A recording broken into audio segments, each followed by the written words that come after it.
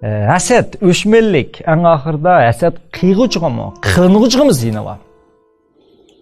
Əsəd qılınğıcı qarğanda, əsəd qılğıcı bunun ziynini teximi tatıdı.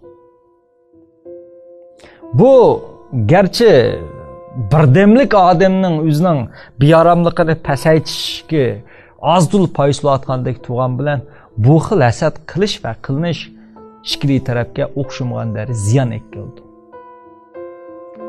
Burun bir padişah bulup padişahının iki veziri var ki.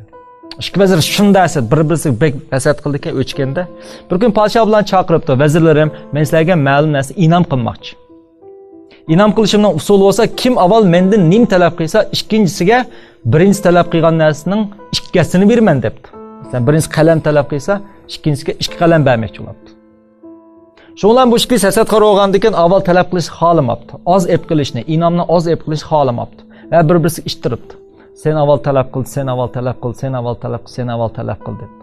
Oxir buning ichidagi bir vazir men avval talab qilay deb podshohga, "Ey podshoh oliylari, bir ko'zimni o'yib olsangiz" debdi.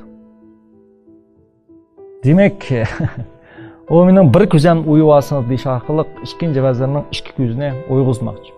Demak, hasad va hasadxo'rlik dal bizni nima yetaklaydi bo'lsa, mushkil fojiaga yetaklaydi.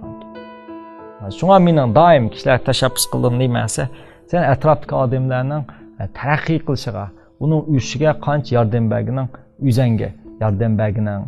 Chunki men gulga suv quyman. Mening gulga suv quyishim tip yilsa elib aytganda o'zim uchun. Chunki gulga suv quyganligim uchun, gul go'zal bo'lganligi uchun men uningda huzurliman deb qarayman. Shunga men gulga suvni gul uchun emas, o'zim uchun quyman. Mana bu xil saf ideya nima shakllantirdi desa, birisi taraqqiyotni, ham birisi ittifoqlikni ilgari surdi deb qarayman.